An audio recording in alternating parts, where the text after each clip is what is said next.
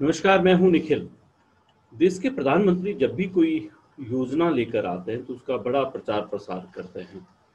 प्रचार प्रसार को देखकर तो यूं लगता है कि ये योजना जिन लोगों के लिए लाई गई है उनके घर दिवाली आ जाएगी। दरअसल ऐसा होता नहीं है। एक ऐसी योजना कुछ दिनों पहले आई थी। 1 दिसंबर 2018 में ये योजना आई थी और इस योजना को नाम दिया गया था कि प्रधानमंत्री किसान सम्मान निधि योजना। इस योजना को बताया गया कि किसानों के लिए बड़ी महत्वपूर्ण योजना है और वो जो सीमांत किसान हैं जिनके पास 2 हेक्टेयर यानी कि तकरीबन 4.9 एकड़ से कम अगर उसके पास ज़मीन है तो हर साल उसके खातों में सरकार जो है वो सीधा 6,000 रुपया डाल देगी। जब ये स्कीम आई उसके बाद कई जगहों से शिकायत आने लगी, कई जगह से इस तरह की बातें आई कि इस जो किसानों को दिया जा रहा है इसमें कहीं कहीं गड़बड़ है। कैसे ही मामला राजस्थान के बाड़मेर जिले के एक सीमावर्ती इलाके में रहा है। एक आरटीआई एक्टिविस्ट हैं देवीलाल जी। उन देवीलाल जी ने अपनी आरटीआई के जरिए एक एफआईआर पुलिस में दर्ज करवाई जिसमें कहा गया कि कुछ सरकारी कर्मचारी हैं जो योग्य नहीं हैं, पात्र नहीं हैं, उसके बावजूद उन्होंने इस सरकारी स्कीम के तहत जो है वो पैसे का गबन कर लिया है।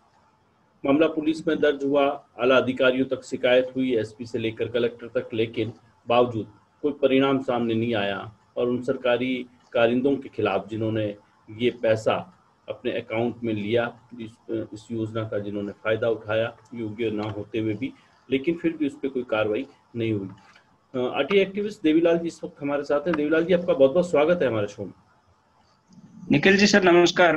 नमस्कार देवीलाल जी, ये पूरा जो मामला है, एक आरटीआई एक्टिविस्ट हैं आप और आपने जो ये पूरा मामला है ये थोड़ा सा संक्षिप्त में रोशनी डालेंगे कि पूरा मामला क्या है? जी सर बताएं। जी, ये मामला ये है कि मैंने जन सूचना पोर्टल राजस्थान सरकार के द्वारा एक पोर्टल जारी किया था जी। उसके अंदर समस्त ग्राम पंचायत की लिस्ट देखी तो उसमें कुछ कर्मचारियों के नाम मिले तो कर्मचारियों की डिटेल देखी। उसके बाद में कर्मचारियों से रूबरू हुआ तो कर्मचारियों ने बताया कि ये तो हमारे पूरे बाड़मेर जिले के अंदर ऐसा चलता रहता है जी। और उसके बाद में मैंने एसडीएम चौटन को शिकायत प्रस्तुत की तो उस पर भी 2 महीने तक तो कोई कार्रवाई नहीं हुई थी जी। और उसके बाद में मैंने उसी दूसरे दिन पुलिस थाना चौटन में रजिस्टर्ड डाक के जरिए परिवाद भेजा तो पुलिस थाना चौटन के थाना अधिकारी प्रेमा राम ने उसको परिवाद को एफआईआर दर्ज नहीं की।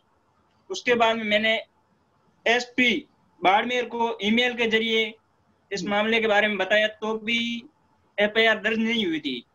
उसको ठंडे बस्ते में रखते हुए मैंने चौटन न्यायालय का शरण ली तो उसके एक दिन पहले अंधाधुंध में चौटन थाना अधिकारी और अनुसंधान अधिकारी चंदना राम हरकत में आकर एक धारा के अंदर एफआईआर दर्ज की, बाकी धाराओं को जोड़ा नहीं था। आपका तो मामला क्या है? आपका मामला क्या है देवीलाल जी? पूरा आप क्या कहना चाहते हैं? पूरी मामला जो हुआ है, क्या ये जो पीएम किसान निधि योजना के तहत जो इन सरकारी कर्मचारियों ने पैसों का गबन किया? बिल्कुल सर, पीएम किसान निधि योजना के तहत ये पात्र नहीं है, अपात्र है। फिर भी ये शर्तों को दरकिनार रखते हुए पटवारी, तहसीलदार, जिला कलेक्टर और कर्मचारियों ने मिली भक्ति के वजह से किसी कर्मचारी ने 10,000 रुपए उठाए, किसी ने 8, किसी ने 4। उसके पूरे तथ्य पुलिस को देने के बावजूद भी पुलिस ने कोई वास्तविक कार्रवाई नहीं की है और उल्टा पुलिस ने आप पुलिस क्या आपको परेशान कर रही है?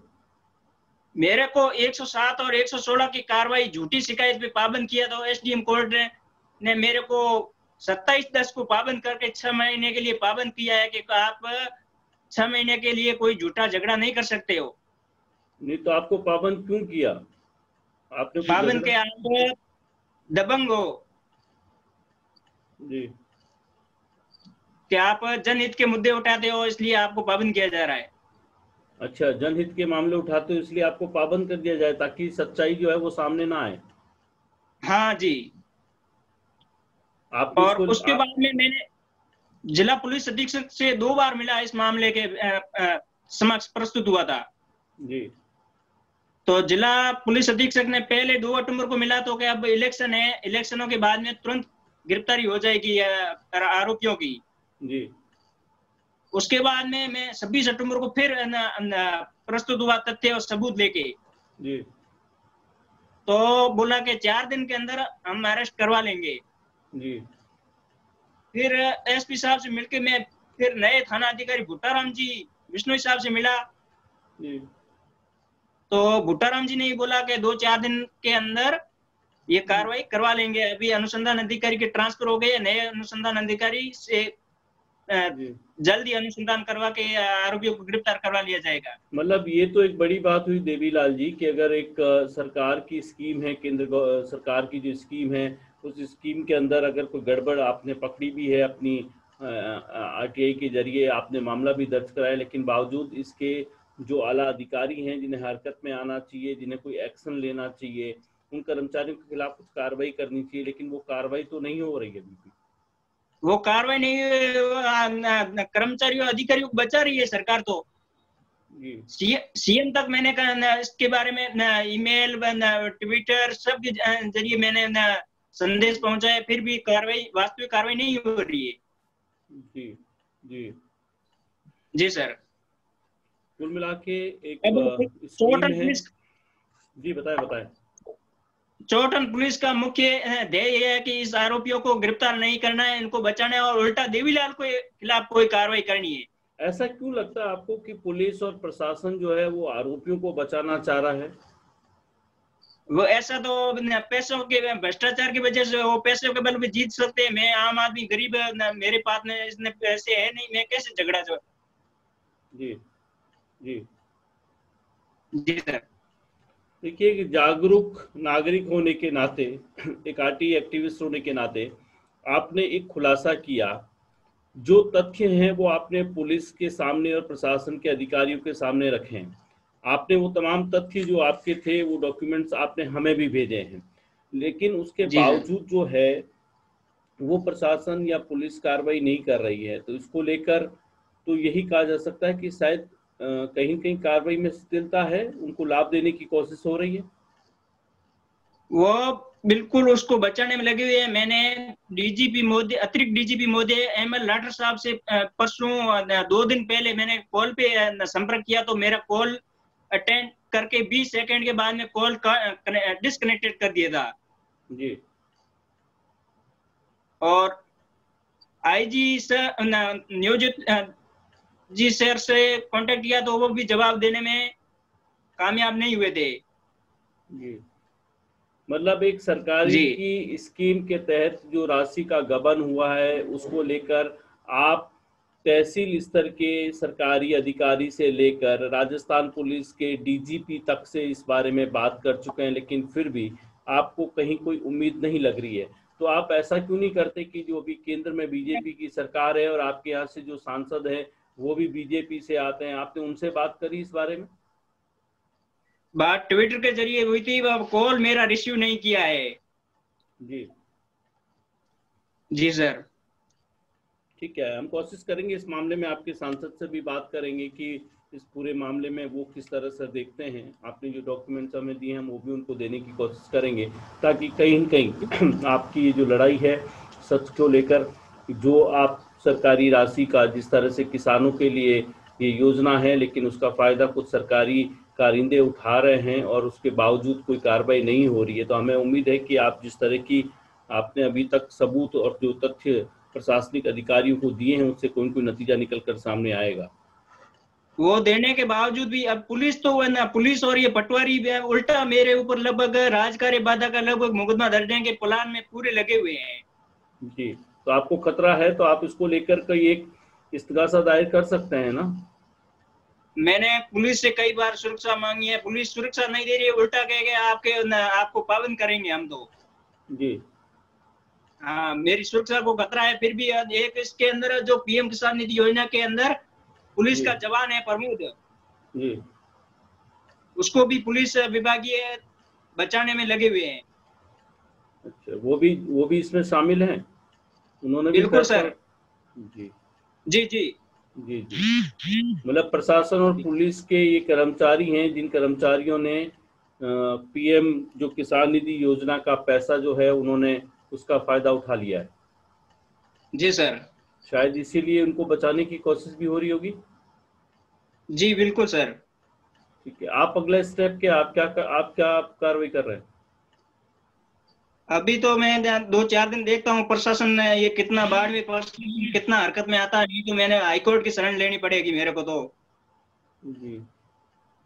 कुल मिला हाईकोर्ट के की शरण लेनी पड़ेगी। कुल मिला के जी सर। सरकार की योजना में सरकार के पैसे का गबन हुआ है, सरकारी कर्मचारियों के द्वारा हुआ है, लेकिन आपके तमाम तथ्य और सबूत देने के बावजूद अभी सिर्फ अनुसंधान चल रहा है, कोई कार्रवाई नहीं हो रही है। तो हमें उम्मीद है कि आप जिस तरह की फाइट लड़ रहे हैं उससे कहीं न कहीं जाकर एक नतीजा सामने आएगा, और जो दोषी लोग अगर पाए जाते हैं तो उन पर कोई कार्रवाई जरूर होगी, ऐसी हम उम्मीद तो सर करते ही हैं। अनुसंधान पहले परिवार पे भी अनुसंधान में थानाधिकारी बोला कि अनुसंधान चल रहा है। अब एफआईआर भी अनुसंधान तो 6 महीने हो गए, ये 9 जून का मामला है।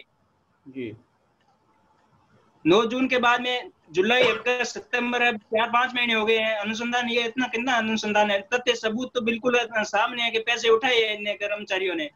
जी जी जी। हाँ। ठीक है, इनसे अनुसंधान तो उस बात का होता है जिसमें कोई तथ्य या सबूत सामने नहीं दिख रहे, उसमें गहनता से जांच होती है। जी जी जी इसमें तो ऑनलाइन डाटा है, सब डिटेल मिल रही है सर। जी जी जी।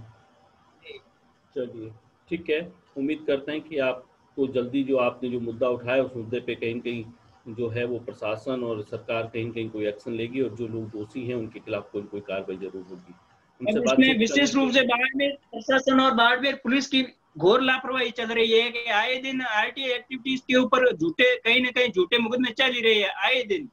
जी, जी, जी।